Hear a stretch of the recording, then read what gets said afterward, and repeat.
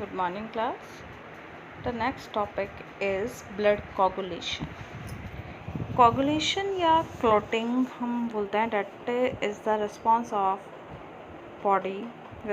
of blood to prevent the loss of blood during any injury.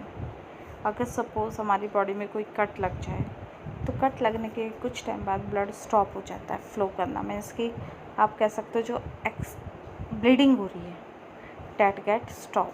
तो loss of blood stop हुआ।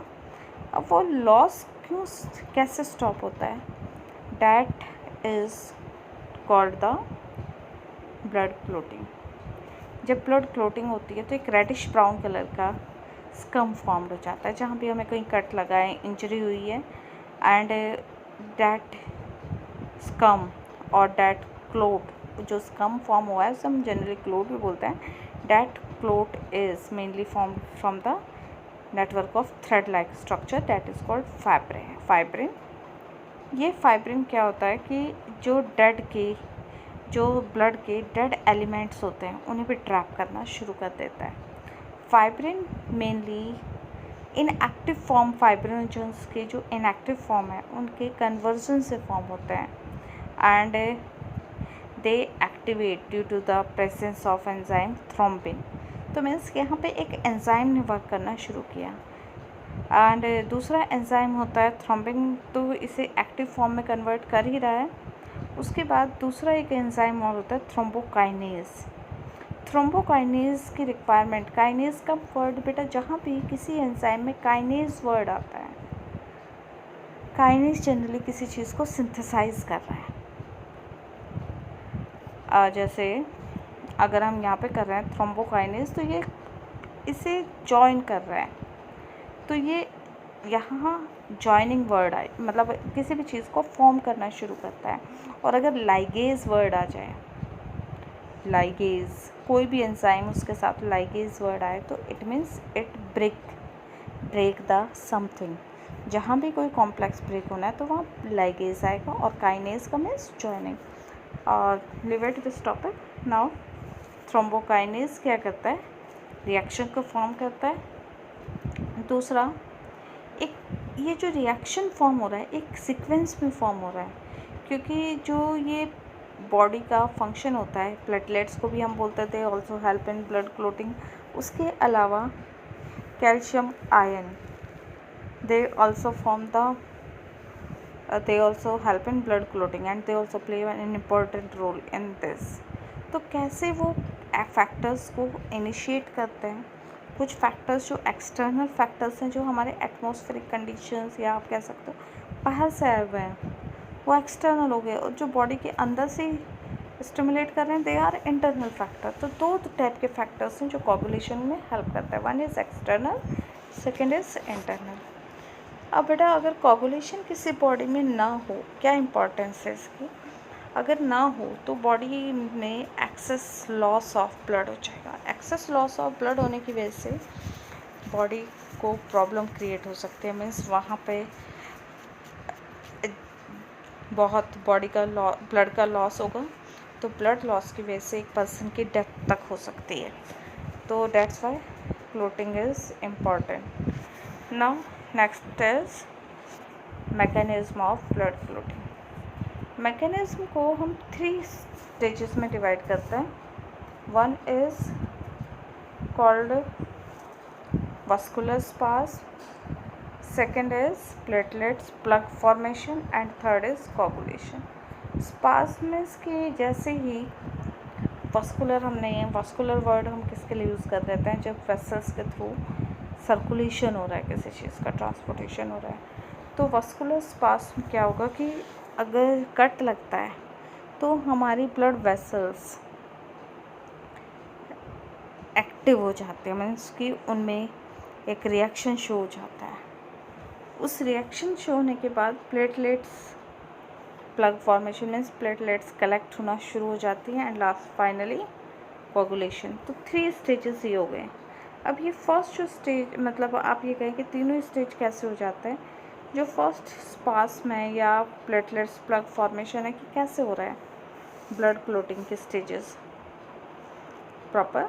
Formation of prothrombokinase. Pro means कि inactive form है, तो थ्रोम्बिनेज initially कैसा था, inactive form में। यहाँ पे दो फैक्टर्स आए, एक्सट्रेंसिक और इंट्रेंसिक। इंट्रेंसिक हो गया जो बॉडी के अंदर से, और एक्सट्रेंसिक हो गया बाहर से। मीन्स आप समझ सकते हो कि आउटर एयर भी उसके साथ पार्टिकल्स ने भी स्टिमुलेट किया, तो they become active form.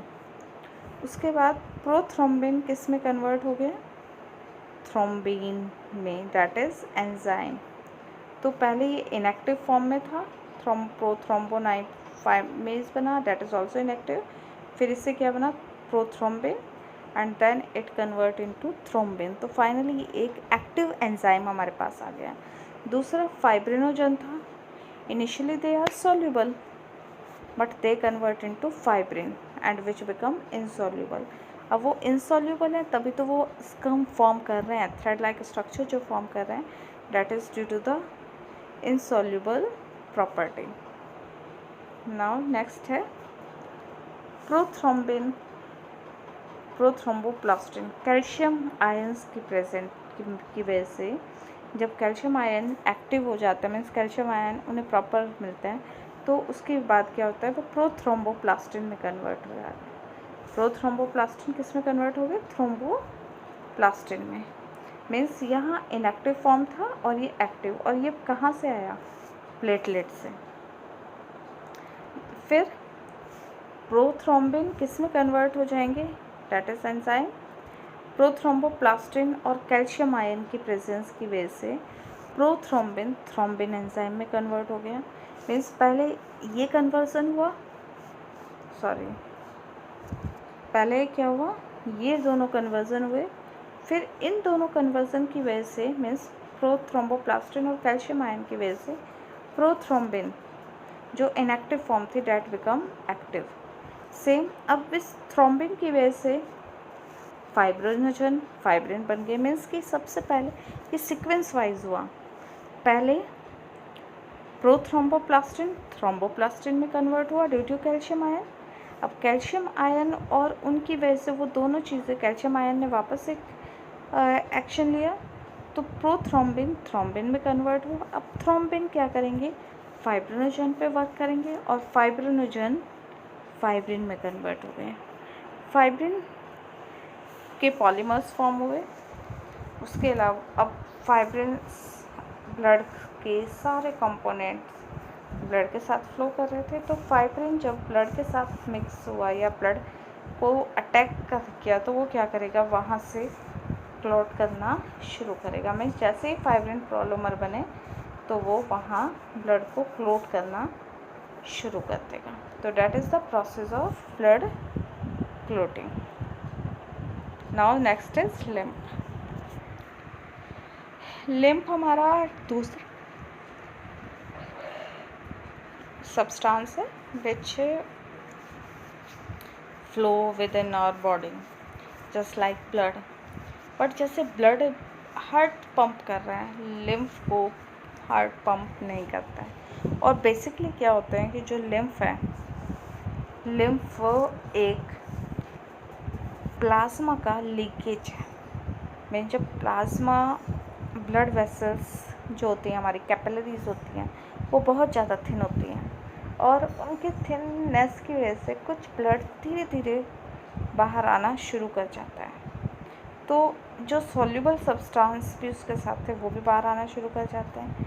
RBCs का अमाउंट और साइज़, वो आरबीसीज का साइज़ बड़ा है, तो आरबीसीज के साइज़ बड़ा होने की वजह से आरबीसीज उस लीकेज के साथ, जो प्लाज्मा जा रहा था, प्लाज्मा के साथ आरबीसीज नहीं जाते।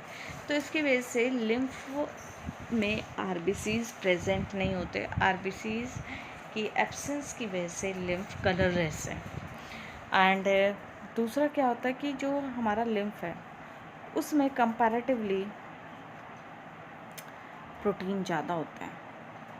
वो प्रोटीन किस लिए ज़्यादा है, क्योंकि जो हमारे न्यूट्रिएंट्स होते हैं, हार्मोन्स होते हैं, वो सारे के सारे लिम्फ में एब्जॉर्ब हो जाते हैं and they can also transport with the help of lymph vessels होती हैं, they are along with the blood vessels, they help in transportation of these. But होता लिम्फ को हम इंटरस्टिशियल फ्लूइड भी बोलते हैं। हम इसे इंटरस्टिशियल फ्लूइड क्यों बोल रहे हैं? सपोज ये हमारी 2 सेल्स हैं,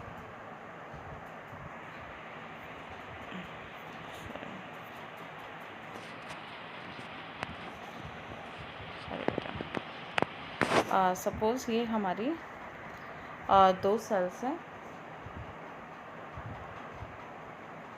ये सेल्स हैं और चलो मैंने बहुत सारी सेल्स बना दी। यहाँ ब्लड वेसल्स है।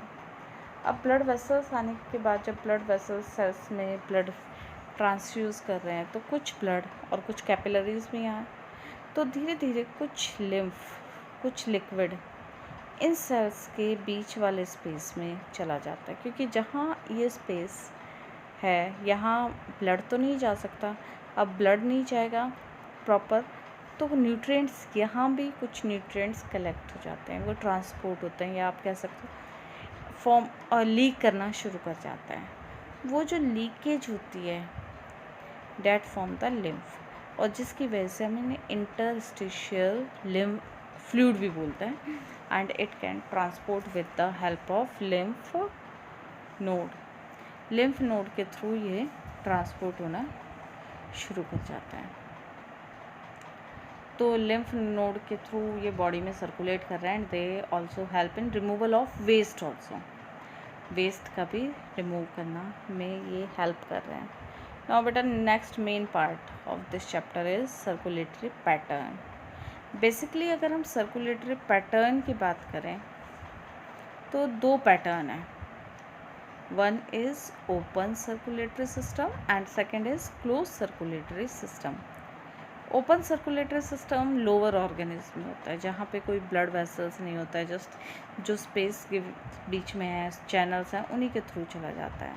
ब्लड का फ्लो बहुत स्लो है और वहाँ कोई ब्लड प्रेशर भी क्रिएट नहीं हो सकता, क्योंकि कोई पंपिंग के लिए कोई चीज़ें नहीं है। दूसरा, वहाँ डायरेक्टली वो ब्लड के कांटेक्ट, टिश्यूज़ डायरेक्टली ब्लड के कांटेक्ट में आ रहे हैं, वहाँ कोई वेसल्स की ज़रूरत नहीं है। But close circulatory system just in our body, they have blood vessels, they have heart, और वो फास्ट कर रहे हैं, और फास्ट जब कर रहे हैं मतलब ब्लड को पंप कर रहे हैं तो ब्लड एक फास्ट उसमें जा रहा है, फास्ट प्रेशर के, तो फास्ट फ्लो कर की वजह से प्रेशर, हाई ब्लड प्रेशर भी मेंटेन होता है। मीन्स जो हमारा 120 mmHg और 80 mmHg होता है, that is normal, but as compared to the lower organism it is higher, तो हम high blood pressure can be maintained, इसलिए हमने बोला comparatively that it is high. मैं बीपी हाई की वैसे बात नहीं कर रही हूँ। Blood does not come in contact of tissues, blood directly contact में नहीं आता है, it flow through the blood vessels. तो ब्लड डायरेक्ट तो टिश्यूज़ के कांटेक्ट में नहीं आ रहा है, just it remain in blood vessels and it only help in exchange of gases, it only help in giving the food। तो वहाँ जो फूड के मटेरियल को एब्जॉर्ब कर रहा है वो चीज़ें वहाँ हो रही है, डायरेक्टली टिश्यूज़ के कांटेक्ट में नहीं आ रहा है, because it always remain in blood vessels. Now next is circulatory pathway. अगर हम सब के बात करें तो हम कह सकते हैं कि लोअर ऑर्गेनिज्म से जब हम हायर ऑर्गेनिज्म में जाते हैं, लोअर ऑर्गेनिज्म में हार्ट का स्ट्रक्चर भी थोड़ा सिंपल है, हायर ऑर्गेनिज्म में हार्ट का स्ट्रक्चर कॉम्प्लेक्स है। सिर्फ मैं उनकी बात कर रही हूँ अब जिनके पास हार्ट है, जैसे कॉकरोचेस वगैरह होता है उनके पास कोई हार्ट नहीं है। बट अगर हम मैमल्स की बात करें, mammals having heart, but initially या lower organism, lower mammals having the lower vertebrates having the 2-chambered heart, and higher vertebrates just like mammals having the 4-chambered heart. अब 2-chambered heart just like fish fish में क्या होता है कि वहाँ पे जो डबल ब्लड सर्कुलेशन हो रहा है, कोई हार्ट में प्योर ब्लड नहीं आता है। जैसे हमारी बॉडी में प्योर के लिए और इम्प्योर के लिए डिफरेंट चैम्बर्स है, वहाँ कोई प्योर ब्लड नहीं आता है। जस्ट वो क्या करते हैं कि बॉडी में एक पार्ट ने ब्लड रिसीव किया और एक चैम्बर ने ब्लड पंप कर दिया है। जो भी ऑक्सीजन और कार्बन डाइऑक्साइड उससे एक्सचेंज होना है, that exchange of gases takes place in gills only. तो हार्ट में कोई प्योर ब्लड नहीं आता है, डैट ऑलवेज रिमेन इम्प्योर।